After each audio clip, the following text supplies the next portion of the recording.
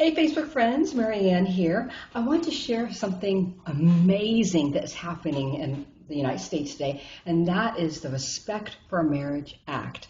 Now, for those of you who are not aware, that means a piece of legislation that President Biden signed today, which basically means that you cannot deny the right to be married to somebody on the basis of race, gender, sexual orientation, or ethnicity. Now, this is a huge deal, and the reason is because sadly in this country we've had a lot of judgmental people over the years who want to deny the right of one adult to another adult to be married and to live their life happily. Now, if you look back into history, there's the Loving versus Virginia, in which it was the first interracial marriage in our country, and the kind of fight and crap that these two beautiful human beings had to go through in order to be married is heartbreaking. And many of us who are interracially married, like my husband and I, we are very nervous because for those of you that know about the CPAC conference that came here to Dallas, one of the things that Victor Orban talked about when he was up on stage was he was very anti-interracial marriage.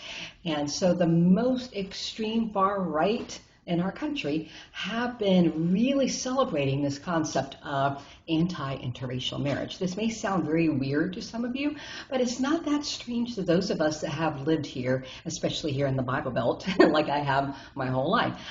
When I was back in high school in the 90s, I remember walking hand in hand with, guys that were white, and we would be spat on by white people or brown people going to North Park Mall because people would so vehemently be angry at seeing two different races holding hands.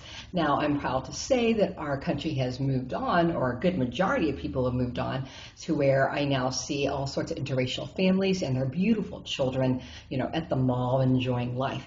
So I really understand that kind of impetus, what people were dealing with, because I remember back in high school, my father basically helped support a lot of initiatives to protect interracial adoption because people were so angry about that.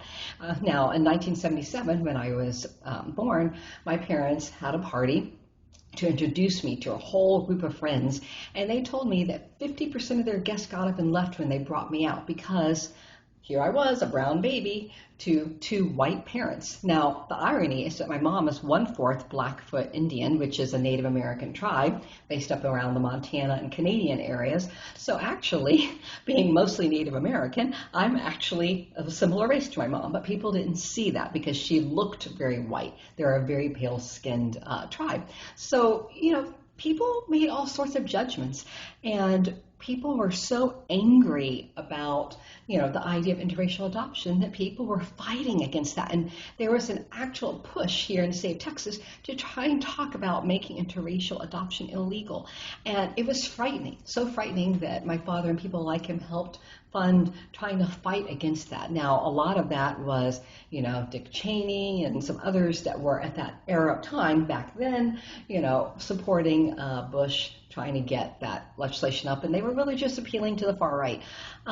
I've met Bush. I actually don't think that he believes that, but this is kind of what's freaky about politicians that want to appeal to whoever they can to get elected, because unfortunately it seems to kind of legitimize the most extremes.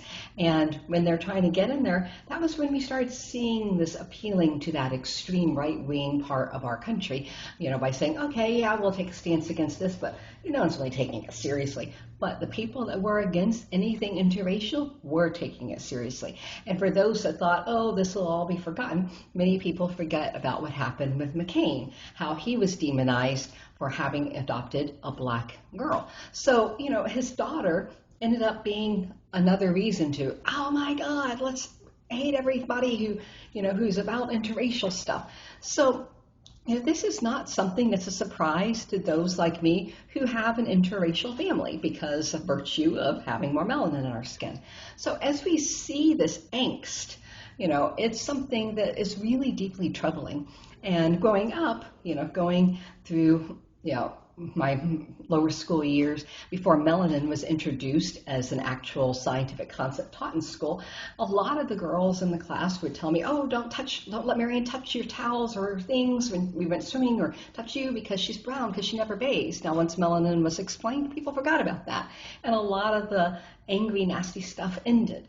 But this is what happens when people aren't informed and they buy into all this. And it sounds so antiquated now, but right now, South Lake, which is up north, northern part of way north of Dallas, we actually have a group that is trying to push and actually succeeded recently in removing protections against children that are LGBT or a different race or a different ethnicity or who are not Christian. They literally removed all that verbiage in terms of groups that are protected by the classroom, by the school system, and that you could not be prejudiced against. Now, if you're removing names of demographics and saying that you cannot be prejudiced against, you're essentially saying they're fair game. And the reason I bring all this up is because that is the current reality that we're dealing with right now. And it's really sad and it's really terrifying. And, when those of us that went over to the CPAC conference and Victor Orban came in and he was going rah, rah, rah against interracial marriage and against LGBT marriage, I think certain people started waking up and realizing, oh, I don't like gay people, but I'm interracially married. Maybe they're coming for me next. So, that is, the Pastor Nehemiah poem. First they came from this group and I said nothing, then they came for that group and I said nothing. Now they're coming up the stairs and there's no one to speak for me. And that's what people need to recognize. In our country, we operate on legal precedents. If you don't like somebody and you can't stand their very existence, guess what? Their civil rights and their human rights are absolutely still interdependent and related to your own. So if you don't like somebody, don't hang out with them. But look at the reality of the fact that, guess what? If you pass laws that hinder their rights and ability to live a peaceful, happy, productive life, that can actually be turned on you too. That's one of the common things I've been sharing with people. Some of my conservative, friends that are Christians, or Muslim or Jewish, and they're, thinking, I said, look, you may not like people like me who are bi, LGBT, I'm the B in the LGBT, but guess what? You're on the same team, because the same people that are against, that are very anti-Semitic or Islamophobic or misogynistic, guess what? They're often, or if they're racist, they're often against you as well. So you may not like gay people, you may not like the fact that interracial marriage exists, but you start limiting the rights of people like my husband and me to be married, or my friends Alan and Joel and others to be married, and guess what? You're really putting a precedent that could endanger your own right to be married as well. So right now, today, this Respect for Marriage Act is exactly that. It's respecting the fact that two adults who love each other and want to be unified together with spirit, because that's the only third party that should be involved in a marriage between two adults that are in love and want to live their lives out together, two people and God, it's saying that no one else gets to choose. No one else gets to say anything. And the reason why I brought the adoption thing up is because it would be very scary for someone like me as a child to know, and I was aware of it in high school, that there were people who were trying to make that interracial adoption illegal, and therefore they could remove me from my parents. So when you start talking willy-nilly about, oh, let's make gay marriage illegal, well, then what happens to the child in that marriage? Are you suddenly saying that now their marriage doesn't work, so the child can be taken away? What are you removing from that child's actual happiness in life? I absolutely have no ounce of compassion for those people who would rather have a child being moved from household to household to household through the child care welfare system and all that stuff, and would prefer them to have that than a happy situated home.